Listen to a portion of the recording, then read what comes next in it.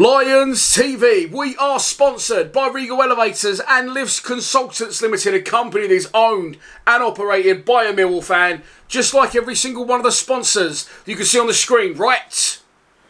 Thank you very much. If you are going to do a bit of business in 2023, then please keep it in the Mill family by checking out all of our sponsors' website links in the description below. This is your post-match analysis video for yesterday's opening day victory, as far as you can possibly get in the division, away at Middlesbrough. I was worried, yes I was, I'll admit it, but we look not a bad side at all. Middlesbrough maybe weren't fantastic, but you can only beat what's put in front of you, and it was a perfect performance, almost a clean sheet, and a 1-0 victory with Romain Esse getting his first goal in senior football. As always, let's start out by taking a look at the 11 that the Gaffer picked to get the job done. Okay, so before we get into the starting 11, we need to take it back a little bit deeper and look at the squad. Of course, George Long was not in the squad. Not only was he not in the squad, he did not travel.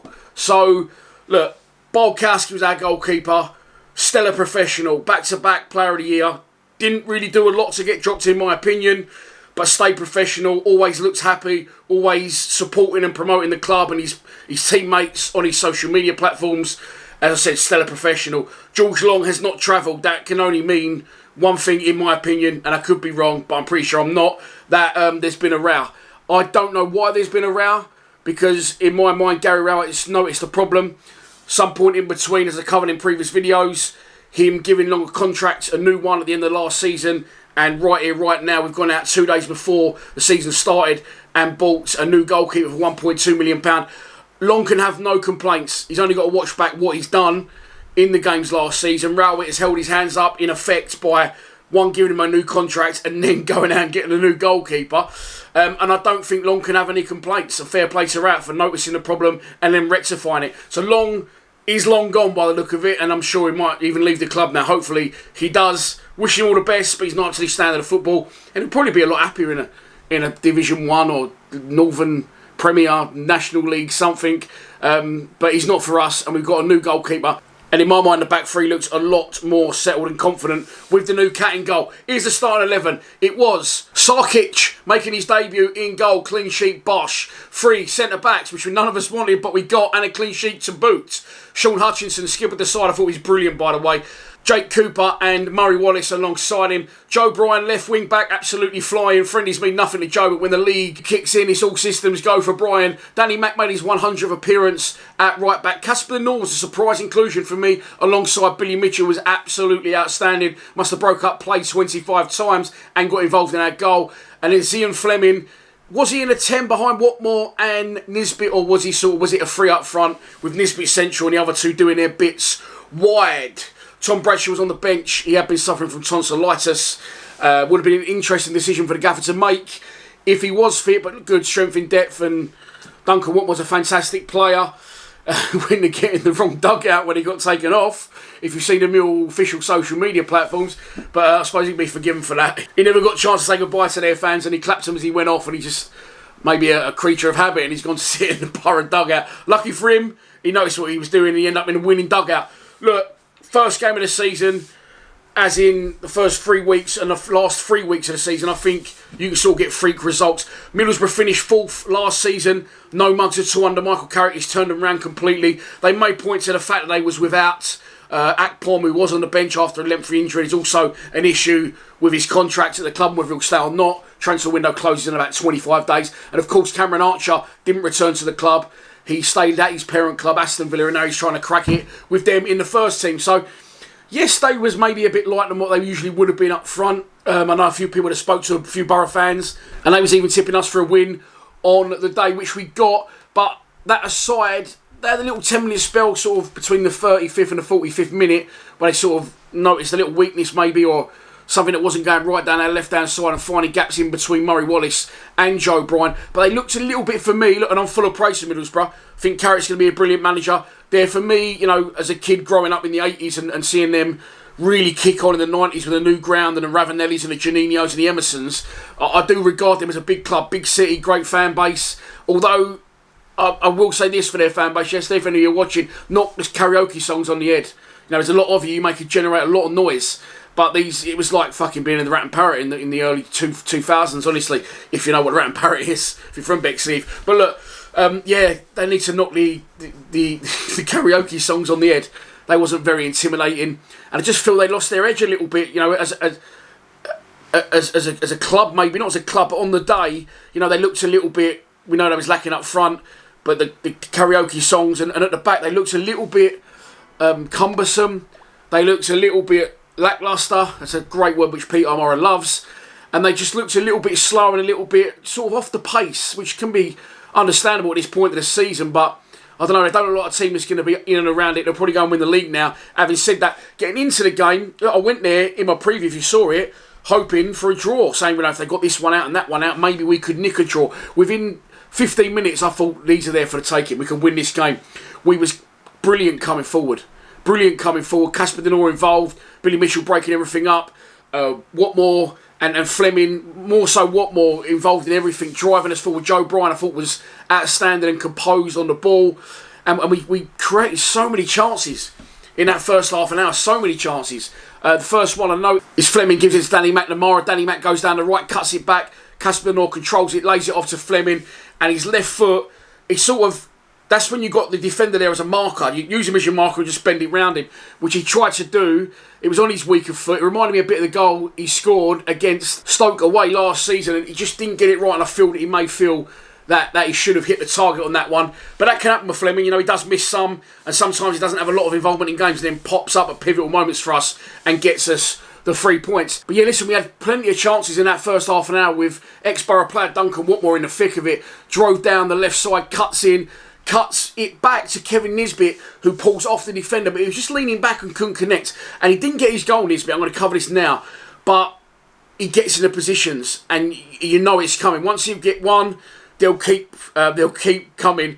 I had a very surreal start to the day yesterday.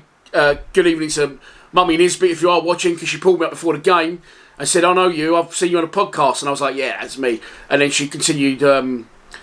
She continued after that to start giving me a bollocking, saying I'd had a pop at him, which I hadn't. I think she misunderstood. Might have been a language barrier, but I spent the next 20 minutes a little bit like chatting in between us, going, sorry, Mrs. Nisbet. But we had a chat with Berry the Hatchet, and now we're friends. But honestly, Kevin Nisbet's movement and his runs that he makes are so intelligent. And also, on top of that, he can trap a fucking beach ball in a hurricane. He's a very, very good player. Fully rounded striker without being a big lump, without being a little quick man, but he's got the whole package, and I'm excited to see where we'll go from here with him this season. I think, as I said, once he gets one, they'll continue to flow. Duncan Watmore continued his flow, come forward again, playing a 1-2 with Bryan. Could have shot at one point, opted to try and pick out Bryan, who again does what he does best on the overlap, as he did for Fulham back in the day, but he sort of got blocked out for a corner.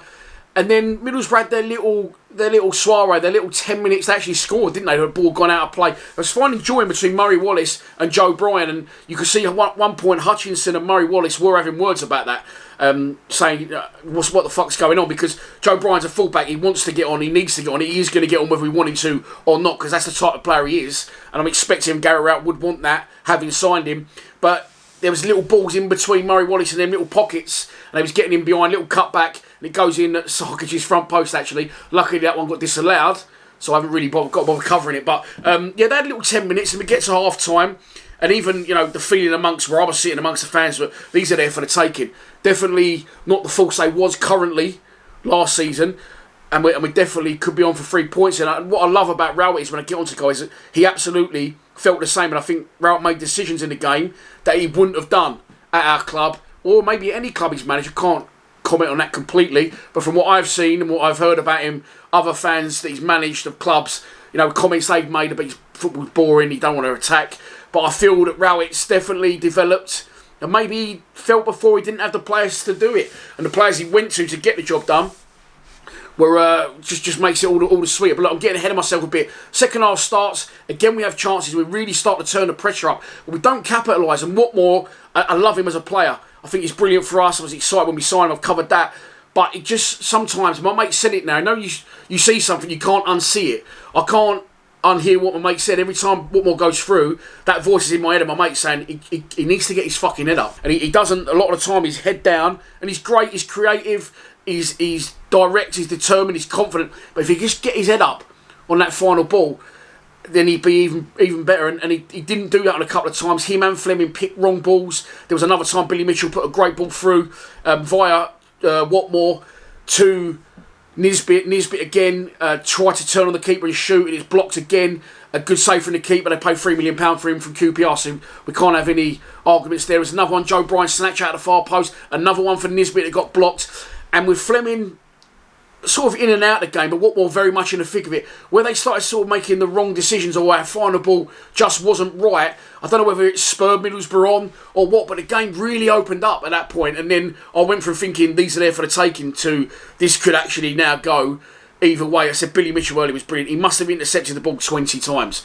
He was really good. I like Denor alongside him as well. There's definitely more to come from him. I feel he ran out of gas a bit, and maybe that's to be understood because he's not played a lot of games, not been in that long. But to bring Saville on, who's one of our best players last season, and he was right up for it again against his old club, I just thought we looked like a really good side. I think Murray Wallace played fine, but I think we're a Murray Wallace, a centre half away from being a very good side again. I still don't think we're going to be top 6. I hope I stood to be proven wrong, but I still think we'll be very competitive in this division and more than safe, which is all I'm really. Of course, I want more, but that's the main aim for me, and I'm sure it is for the club as well. So, with our final ball's not being right with Fleming and with Watmore, so Middlesbrough come back into it, and it was end to end. At this point, Gary Rowett makes a fantastic decision as a manager, and I'm really pleased that I'm able to say that to you, because the problem was, although they had good games, Fleming done all right. For Watmore had a really good game until he started making sort of wrong decisions and his legs started to go. I remember knocking a crossfield ball and was in possession to no one. I was under the cosh at that point, just gives it straight back to him. Our fans started to get on the players' back a little bit, maybe not on their back, but sensing that, come on, we was on top, these were there for the taking, let's get our final bit of quality right. The manager then takes off 2 of our biggest players.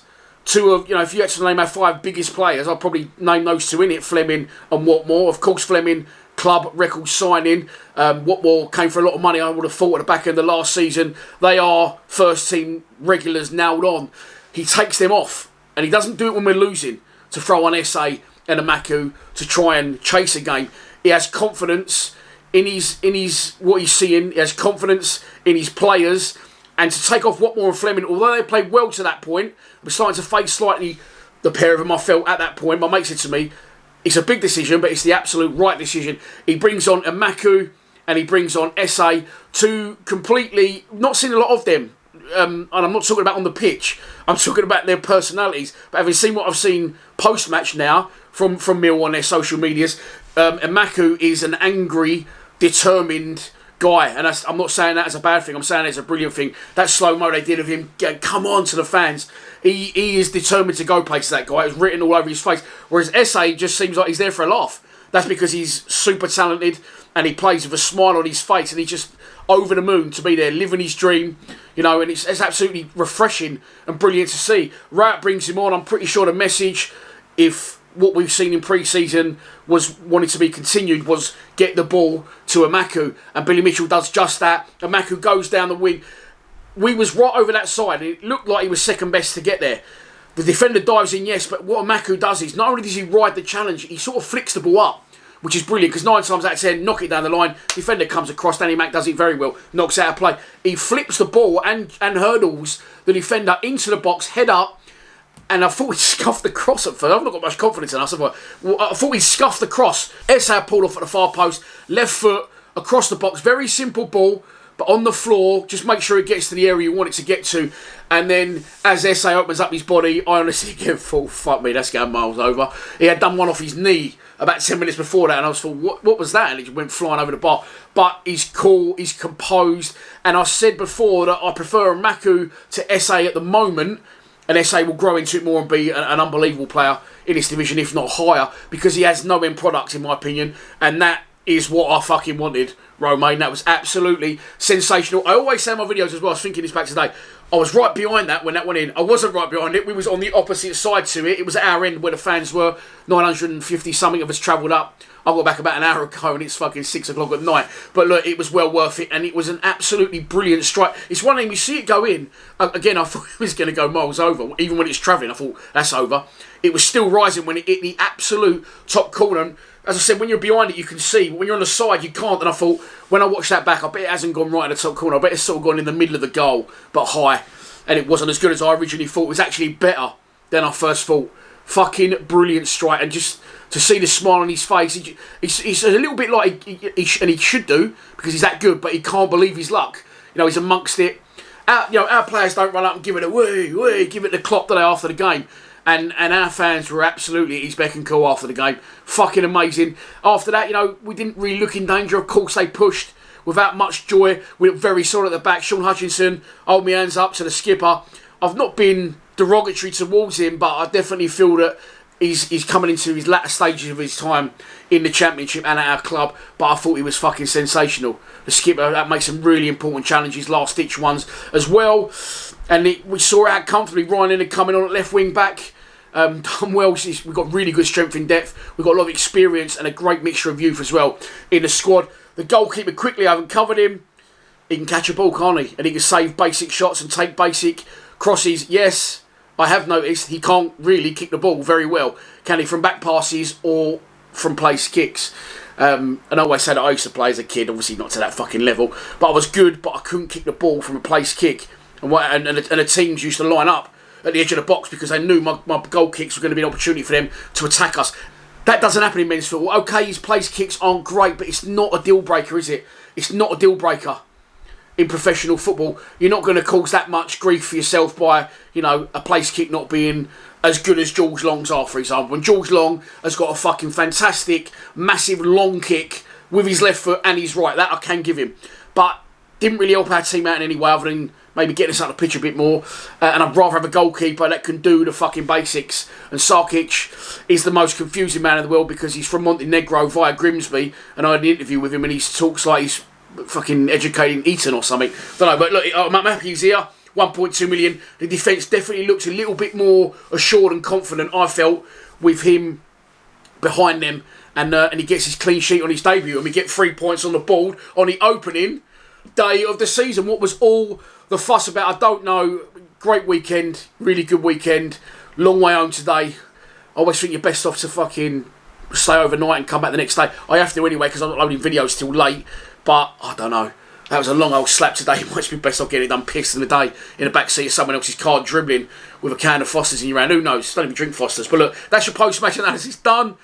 And I'll be back tomorrow because there'll be a preview up for the Reading game on Tuesday. Will he or won't he chop it about and try and stay fresh for the day for John Berylson on Saturday? Yes, it's our first home game, but of course the tributes and the outpouring of love towards John Berylson will take place on Saturday, and I hope that the boys can do him proud on the pitch. I know that the fans and the club will behind the scenes. Please subscribe to Lions TV. See you tomorrow. Come on, you Lions.